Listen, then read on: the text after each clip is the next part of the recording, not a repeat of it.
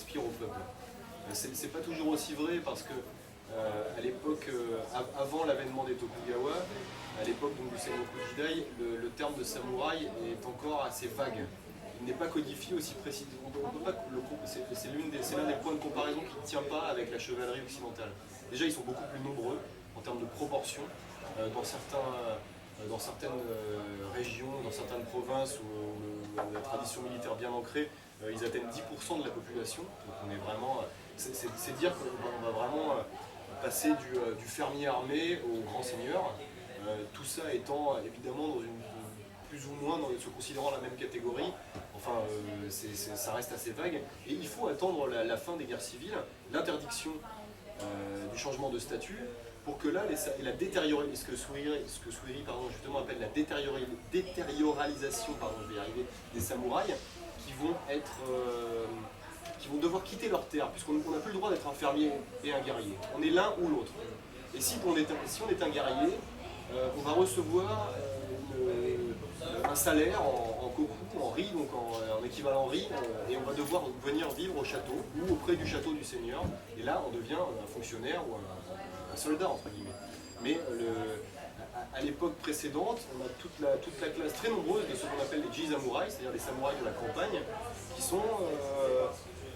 qui habitent des maisons à peine plus grandes que celles de leurs voisins du village, qui ont une pièce d'armure en plus, une lance, qui s'entraînent peut-être un peu plus parce qu'ils ont un tout petit peu plus de terre, donc un peu plus de temps libre, ou je ne sais pas, et qui vont souvent d'ailleurs fournir un petit peu la structure des révoltes paysannes et grossir les rangs des Ashigaru. À cette époque-là, le concept est encore assez vague et pas complètement figé. Il faut attendre la fin des Sengoku Jidai pour le voir vraiment se figer, définitivement. Ah, monsieur avait une question. Alors en fait, madame a répondu à mes questions. J'allais juste te demander si effectivement, je ne suis pas sûr d'utiliser le bon terme, mais si un État ou un Yimin, vous pouvez le trancher dans en théorie, sans que ça pose de problème judiciaire. En théorie, oui. On sait qu'après la bataille de Sekigahara et avec l'avènement des Tokugawa, on a, pour les raisons que je viens d'exposer, des centaines de milliers de guerriers qui se retrouvent sans solde et qui ne savent plus du tout quoi faire de leur vie. La seule chose qu'ils ont appris à faire, c'est se battre. Or, les guerres sont terminées. Leur clan a été dissous, leur seigneur a été contraint au suicide. Ils sont très très nombreux dans ce cas. Et donc, que faire? Et beaucoup vont devenir, tous ceux qui n'ont pas un code d'honneur très exacerbé vont devenir des brigands. C'est là d'ailleurs que le Bushido commence à se former. Parce que le code d'honneur du guerrier ne prend vraiment forme que le jour où les guerriers doivent repenser leur position dans l'ordre social. Avant, ce n'est pas nécessaire. Ils dominent l'ordre social, cet ordre n'est fait que de guerre, leur place est évidemment la première. Et ensuite, lorsque ce monde est fini, c'est là que la doctrine confucéenne devient utile, et c'est là que le Bushido aussi devient utile, et les différents traités qui l'ont inspiré. Parce que faire de... C'est là qu'on commence à parler de sabre de vie. Yagyu Munenori, qui est l'un des très grands escrimeurs japonais de l'histoire, qui a été maître d'armes des 3 premières générations de Shogun Tokugawa, va écrire un livre fondateur qui est traduit en français par Le sabre de vie. Et c'est ce qu'il écrit. Il écrit au milieu de son livre, il écrit « Est-ce que le sabre de mort des temps anciens ne peut devenir un sabre de vie ?» Et là, on va commencer à développer des pratiques qui sont plus tournées vers le respect de l'autre, vers le combat intérieur contre ses ennemis intérieurs. Et le samouraï va cesser d'être un combattant sur les champs de bataille pour devenir... maintenir la pratique du sabre parce que c'est une obligation en théorie qui lui est dictée par son suzerain et son shogun, mais ça n'a de sens que s'il trouve d'autres ennemis. Donc ça va être se perfectionner, s'améliorer, trouver sa place, défendre la veuve et l'orphelin. Mais là, les principes chevaleresques apparaissent. Avant, ils sont très très très théoriques, c'est le moins qu'on puisse dire. D'ailleurs, à ce propos, je voulais, et j'étais très émue quand vous avez parlé de la mort d'Oda Nobunaga, parce que vous parlez d'Akechi Mitsuhide, si mes souvenirs sont bons, enfin celui qui l'a trahi, mais vous n'avez pas dit pourquoi Akechi Mitsuhide a trahi Oda Nobunaga. C'est une histoire abominable que vous devez connaître d'ailleurs beaucoup mieux que moi, mais je résume très vite et vous direz si je me trompe. Et Akechi Mitsuhide avait laissé sa mère en otage chez un seigneur. Et à un moment donné, dans les bagarres de l'époque, ce seigneur s'est fâché contre Nobunaga et il a tranché la tête de la mère. Donc Akechi Mitsuhide a dit bon, c'est normal si j'ose dire, mais Oda Nobunaga ne l'emportera pas en paradis. Et c'est pourquoi, sans rien dire, finalement, il l'a trahi. Est-ce que, enfin ça c'est grosso modo, il doit y avoir des circonstances particulières beaucoup plus précises. Des volontés un petit peu à la Brutus, je vais débarrasser le pays du tyran. Bon, c'est compliqué parce qu'on pense qu'aussi il y avait quand même beaucoup de cynisme et qu'il a peut-être voulu simplement tenter sa propre chance. Mais il est vrai que sa mère a été, à la suite d'un revirement d'humeur de Nobunaga, qui était coutumier du fait, sa mère a été exécutée en représailles. Oh là là, plein de questions. On va pas se coucher, je vous en prie. Monsieur, puis monsieur, comme vous voulez. Je vous en prie. Oui, je sais que c'est toujours très tentant, mais extrêmement casse-gueule, de faire ce parallèle perpétuel entre le Japon et l'Occident. C'est casse-gueule parce que très souvent ça donne des catastrophes historiques, enfin épistémologiques j'entends. Maintenant, on est quand même tenté de le faire en permanence. En particulier pour cette révolution militaire. Alors moi je voulais dire deux choses de ce point de vue-là. Enfin, l'un qui est une remarque, le deuxième qui est une question. Tous ces samouraïs dont tu as parlé là, il y a un instant, il y a quand même un équivalent en Occident. Il y a quand même un équivalent en Occident, particulièrement dans les pays germaniques et hispaniques. À la Renaissance, c'est toute cette toute petite noblesse misérable. Les hidalgos en Espagne, la figure de Don Quichotte c'est ça, ou en Allemagne la figure du chevalier qui est dans la gravure de Dürer, le chevalier à mort et le diable, qui sont des chevaliers errants, brigands, et plus une toute petite noblesse qui vraiment crève de faim et à peine au-dessus de ses propres paysans. Ils sont très nombreux et eux aussi développent, ils hystérisent d'autant plus leur honneur et leur, militarité, qu'ils sont de plus en plus minables socialement d'ailleurs. Donc il y a des phénomènes un petit peu comparables quand même. Bon. La deuxième chose, c'est pour l'Occident, dans tout ce grand mouvement de ce qu'on appelle la révolution militaire en Occident, il y a tout un volet qui est constitué par ce qu'on appelle la naissance de l'infanterie, qui est lié de façon à peu près claire à des phénomènes de lutte des classes en Occident. Ce sont des infanteries paysannes ou bourgeoises au sens médiéval, c'est-à-dire urbain, qui créent leur propre méthode tactique et leurs propres armées pour lutter contre la chevalerie. Est-ce qu'il n'y a pas des exemples un petit peu comparables, j'ai pas dit similaires, mais un petit peu comparables dans ce qui se produit au Japon, c'est-à-dire des phénomènes où des couches sociales créent en quelque sorte leur art de la guerre, c'est leurs outils militaires. Et c'est en plus c'est tout à fait contemporain, c'est ce qu'on a appelé les ikoiki, donc les ligues populaires. Et là, d'ailleurs, en ce moment, c'est en train de passionner une catégorie d'historiens japonais. On a des États, on a des provinces entières qui vont être administrées par une sorte de démocratie, enfin c'est un conseil des anciens, mais qui tient un petit peu de la démocratie. Et là, effectivement, ce sont les premiers à armer une infanterie assez nombreuse, et c'est en réaction à ces mouvements populaires que les daimyos vont se dire, là, il nous faut... C'est d'ailleurs parmi les premiers à adopter l'arme à feu, parce qu'il n'y a aucun scrupule par rapport à ça. Au contraire, c'est même un gage de réussite. Et donc, ça va être parmi les premiers. Donc les Ikoiki, là, j'arrive pas à me souvenir de titre, je ne sais plus qui a travaillé là-dessus, mais il y a un bouquin qui vient de sortir et qui est très très intéressant. Et ce sont des mouvements populaires, alors très... avec une très forte dimension religieuse. Forcément, mais en Occident aussi. Voilà. Et donc certains vont tellement réussir qu'ils vont gouverner une ou plusieurs provinces entières pendant très longtemps parfois. Et alors, on assiste à des grandes assemblées qui votent pour l'autodétermination, qui destituent le seigneur, qui le chassent carrément de son propre domaine, qui s'emparent du château. Et là, effectivement, on a une assise populaire assez importante et du coup des armées de masse fondées sur l'infanterie. Le phénomène des Ikoiki correspond assez bien à ça. Parce que je sais que dans à peu près toute l'Asie, la plupart des arts martiaux, à main nue, j'entends, sont issus souvent de techniques paysannes de combat. Oui, c'est ce qu'on a dit du karaté. C'est ce qu'on sait. C'est l'hypothèse, c'est la dernière hypothèse en date par exemple, pour le comment ça s'appelle, le karaté coréen là, le taekwondo. Le taekwondo. C'est la dernière hypothèse en date de certains historiens, c'est que ça serait une méthode de paysans fait pour lutter. Pourquoi il y a autant de sauts en hauteur dans le taekwondo? Ouais, pour désarçonner les cavaliers. Pour désarçonner des cavaliers, en fait, à l'origine. Ça serait en fait une arme de lutte des classes, de paysans qui en combat de mêlée face à la cavalerie aristocratique. Juste pour... non, parce que c'est important sur la comparaison avec l'Occident.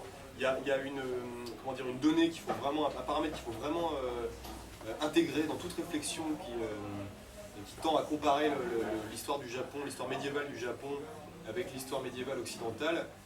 C'est ce côté, pardon de le dire, mais cette espèce de xénophobie japonaise, et surtout, plus important que ça, le Japon occupe une place assez particulière. C'est le seul pays en dehors de la sphère purement occidentale et blanche, pardon du terme, mais qui a gagné ses galons de pays occidental assez rapidement. C'est tôt, hein, c'est la bataille de Tsushima, c'est la guerre russo-japonaise. Le Japon écrase à la grande surprise une puissance occidentale. Alors bon, c'est la flotte du Pacifique, c'est pas glorieux non plus, et ça n'est que la marine tsariste, mais c'est quand même inattendu pour tout le monde à l'époque. Et là, le Japon, bam, il rentre dans il est déjà entré dans la modernité, mais il gagne le respect, on va dire, de l'Occident et de l'Europe.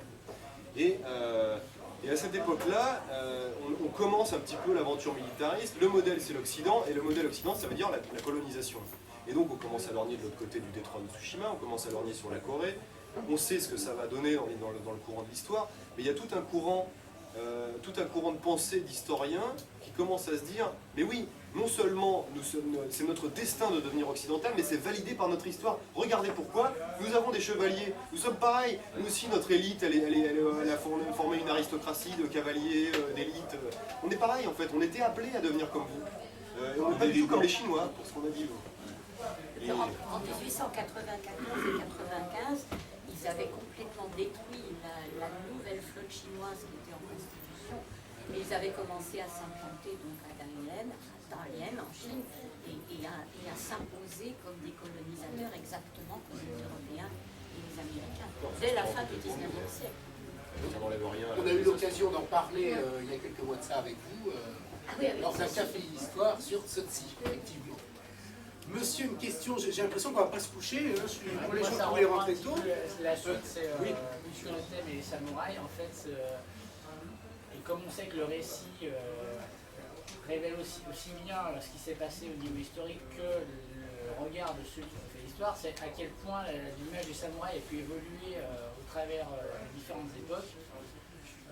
On a parlé de la période du début du shogunat, ensuite à la révolution Meiji et par la suite au Japon, et à quel moment voilà, on a senti que l'image est aussi construite par le pouvoir en place ou par l'opposition pour que le samouraï soit une image qui soit si parlante à l'étranger et même au Japon tel qu'elle est. Pourquoi c'est une référence et pas autre chose qui est... Ça pour moi, c'est alors autant à travers l'histoire, c'est très difficile de répondre parce que sur les temps anciens, j'ai pas suffisamment de base pour savoir quel est le regard porté par les Japonais, par le peuple japonais sur cette élite guerrière qui je pense pendant longtemps est assez lointaine. À l'époque Sengoku, je pense qu'on en souffre surtout. À l'époque post-Sengoku, on en souffre aussi à cause de tous les renards dont j'ai parlé qui deviennent des brigands et dont on a envie de se débarrasser. Là, le samouraï qui a droit de vie et de mort, ça devient vraiment problématique au niveau national. L'expédition coréenne, pour ça, avait eu le mérite de débarrasser un peu le pays de quelques cadets de famille, suivez mon regard. En revanche, le personnage du samouraï qui inspire soi-disant le japonais moderne, ça c'est quand même ça fait partie de l'écriture du roman national qu'on fait tous un petit peu au 19e siècle, à la fin du 19e siècle. Et j'en discutais avec des Japonais pendant notre dernier voyage là, et ils me disaient qu'ils en avaient un petit peu marre de ça parce que parfois ils ont le sentiment que ça a beaucoup servi aussi pardon d'être un peu politisé, mais à mettre les gens au boulot quoi. Enfin tu vois, c'est un petit peu la fourmi industrieuse, ça commence à bien leur aller. Ils aimeraient bien aussi, comme nous, avoir un peu plus de temps libre, un peu plus de loisirs pour voyager, pour faire des choses, pour élever leur famille. Et l'image du salariman qui se sacrifie pour son entreprise, comme le samouraï d'antan se sacrifiait pour son seigneur, elle commence à prendre du plomb dans l'aile, et c'est quand même une invention une invention relativement récente qui est un petit peu à mettre en parallèle de la de la remilitarisation de la société pré-Seconde Guerre mondiale, où on se dit l'image du samouraï est géniale. Alors là, on tient un truc pour mettre tout le monde avec un fusil dans les mains et les envoyer se faire trouver aux quatre coins de l'Asie. Donc il y a beaucoup de ça quand même. Une dernière question, avant de conclure, je crois, un petit mot, madame, tout à l'heure. Il y avait une autre. Oui, c'était juste sur les armes utilisées par les paysans en fait. Est-ce que vous avez une idée du moment de l'introduction du nunchaku? Non, aucune. Je suis pas sûr que c'est... Non, C'était ma première mini-question. Ma deuxième mini-question, c'est il n'y a pas une différence entre Bushi et samouraï? Si, mais alors, je ne suis pas rentré moi, dans les débats sémantiques parce que c'est. J'ai considéré, j'aurais dû le dire dès le départ, mais c'est comme dans le livre, j'ai considéré samouraï comme une espèce de terme générique dans lequel tout le monde pouvait comprendre un petit peu de quoi il s'agissait. Mais c'est vrai qu'on a Mononofu, on a samouraï, on a Tsuwamono, on a différents termes qui reviennent au fil des chroniques. Globalement, ils ont tous le même sens, hein, mais oui, il y a des nuances dont je ne connais pas assez bien les nuances, justement, pour apporter une réponse pertinente là-dessus. Juste un mot, en tout cas, je ne connais pas toutes les façons de nommer ce que vous avez raison de dire globalement, d'inclure globalement sur le terme de samouraï, mais il y a deux caractères différents. Il y a samouraï avec la clé de l'homme. Bon, il n'y a pas de tableau sur lequel je pourrais écrire. Non. Bon, il y a le mot dont je parlais, qui est le... Oui, mais vous avez un gros machin, un gros crayon, parce que le mien...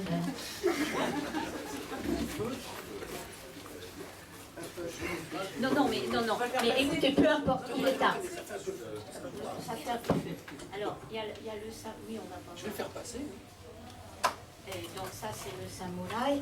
Et puis, dans l'émotion, évidemment, je me rappelle plus. Si, c'est ça. Il y a le... Oh, comment on fait le bushi. La guerre. Ah, attendez. Oui. Ça, comme disent les lettrés chinois, c'est au moment d'écrire que le bushi. Le bushidan. Oui.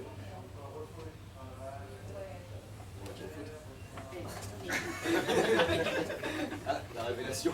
La révélation. Où est votre bushidan? Oui, c'est ça. Oui. Donc, oui, j'avais simplement écrit d'une façon maladroite, c'est ça.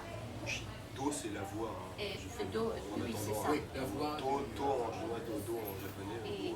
Et donc, c'est ça. Et, oh là là. Donc la voix du guerrier. Bushido. Voilà, c'est ça. Donc, ça, c'est mauvais. C'est ça. Donc, vous avez le samouraï dont je vous parlais tout à l'heure. Alors, celui... Je ne sais pas si ça se voit bien. Oui, ça se voit bien. Enfin, il y en a un avec un petit bonhomme debout devant. Et ça, c'est le... Oui, d'accord, c'est un petit bonhomme debout. Attendez, ça, là, il y a un petit... Je vais le mettre là, je ne sais pas si vous voyez, je vais le faire passer tout à l'heure. Là, il y a un petit bonhomme debout, ça représente, c'est le caractère chinois dont je vous parlais pour l'époque des royaumes combattants, qui représente l'assistant, enfin celui que peut-être chez nous, là encore, il ne faut pas faire des équivalences, mais mettons l'écuyer pour un chevalier, enfin la personne qui aide. Et puis après, vous avez le bushi, en chinois, c'est la guerre. Et tout le personnel, le ministère de la guerre, etc., ça passe par là. Donc vous voyez, vous avez deux mots là qui renvoient à la notion de service, encore une fois en chinois, et l'autre à la notion de guerre. Maintenant, je ne suis pas capable d'en vous dire davantage sur les différents mots qui permettent de nommer les samouraïs. Alors, ultime et dernière question. Non, c'est pas vraiment une question, c'est juste pour faire le lien entre toutes ces sociétés japonaises et en fait...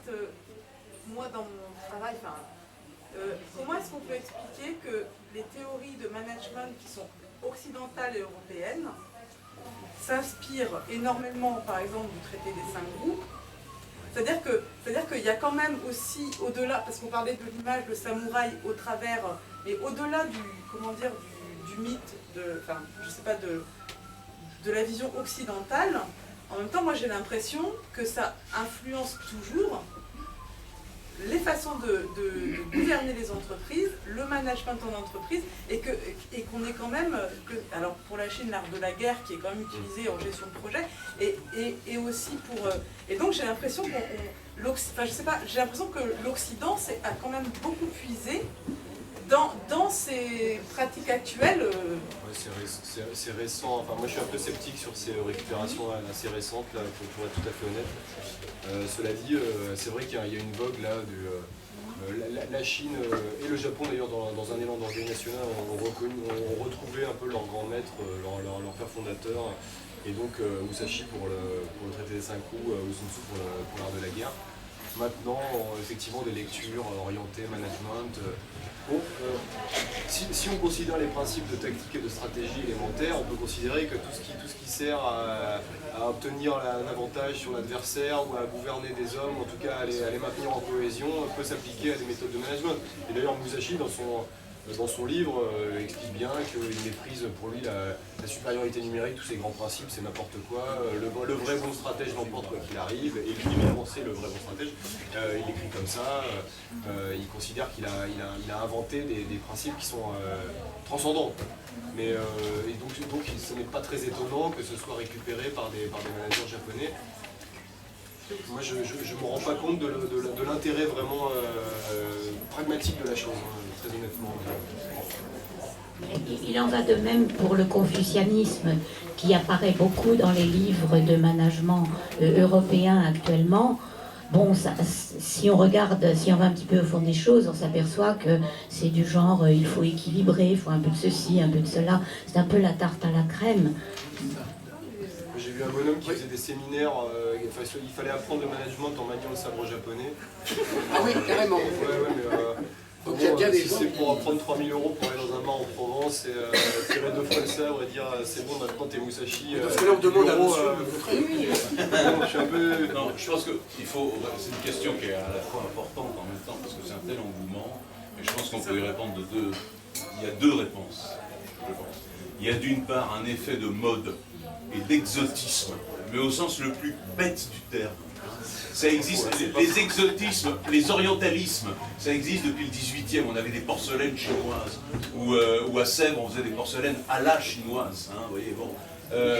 Et vous avez, depuis la fin du 19e siècle, toute une petite bourgeoisie occidentale qui se pique d'asiatisme, alors qui du coup découvre le bouddhisme, qui fait du bouddhisme un truc hyper pacifique, alors que ça pas du tout. Et le Dalai Lama, un homme de paix.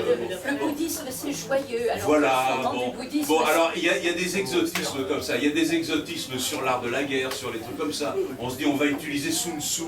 Je sais que chez les militaires, on ne peut pas utiliser Sun Tzu, ça ne colle pas avec... Le général Killermas disait que c'est... Donc il a été longtemps américain au début, là, à partir de 1964, qui était le conseiller militaire du général de Gaulle. Le général Killermas disait que Sun Tzu, c'était un recueil de petites astuces de bonne femme. C'est ça. Non mais c'est souvent, c'est effectivement du bon sens. C'est du bon sens. S'il y a de l'eau, ça mouille. On a tiré un... Bravo, bon. Non, alors, en même temps, c'est sans doute intéressant, mais pour quelqu'un qui est vraiment quelqu'un qui lit dans le texte, et qui va être capable de décrypter au 50e degré le sens métaphorique, poético-philosophique qu'il y a derrière. Mais c'est ce que fait Musashi d'ailleurs quand il parle de l'eau, tout ça. Enfin, alors, oui, le principe de moindre résistance, oui, c'est de la tactique élémentaire, mais il vaut mieux, il faut faire comme l'eau et attaquer là où ça coule qu'attaquer là où on remporte un barrage. Bon, je prends un exemple, mais c'est du bon sens, c'est très vrai. Ce qu'on en fait ensuite, je pense qu'on peut en faire beaucoup de choses. Et puis il y a une deuxième chose cette fois-ci qui date des années 80, qui est un discours idéologique. Et qui rejoint ce qu'a dit Julien d'ailleurs, c'est tout un discours idéologique de certaines parties du monde patronal occidental qui effectivement a fantasmé devant des ouvriers fourmis asiatiques. Mais c'est génial, ils ne sont pas syndiqués, ils ferment leur gueule, c'est fabuleux. En fait, il faut adopter le modèle asiatique, quoi. C'est génial. Le toyotisme. Voilà, le toyotisme. Bon, il y a eu un fantasme, et puis tous les cadres des années 80 qui étaient à fond dans l'idéologie management, on voit ce que ça donne aujourd'hui d'ailleurs pour nos économies, bravo le résultat, étaient effectivement dans cette espèce de tocade, pour pas employer un autre mot, sur le management à l'oriental. Mais... Écoutez, on va arrêter là. Moi j'aime beaucoup le lien entre histoire, actualité et tout. C'est mon truc, j'avoue. Je crois que vous vouliez dire un dernier petit mot, c'est ça, non avant que je conclue juste après. Voilà, non, c'est promis. Voilà, mon petit mot est très rapide, c'est pour dire que vous avez compris combien le livre de Julien Pelletier est riche et passionnant, et extrêmement bien documenté, extrêmement bien regardé d'un point de vue pratique et pas seulement d'un point de vue de la théorie qui parfois envahit nos livres d'histoire, et c'est ce que j'ai vraiment beaucoup aimé dans ce livre, et ce qui m'a fait en plus vraiment l'adorer, c'est la profondeur philosophique, la réflexion sur les valeurs et la lumière et l'ombre de la violence, et la lumière et l'ombre de la guerre, du combattant, de cette force de violence qui est la force de vie, et c'est un livre que je trouve riche d'une profonde philosophie. Merci beaucoup. Conquérir le mal et non l'adversaire, voilà l'essence de l'homme d'épée. Yagyu Munenori, grand maître de sable de la maison des shoguns Tokugawa. J'ai mis cette citation dans le livret. Voilà, les sabres ennemis.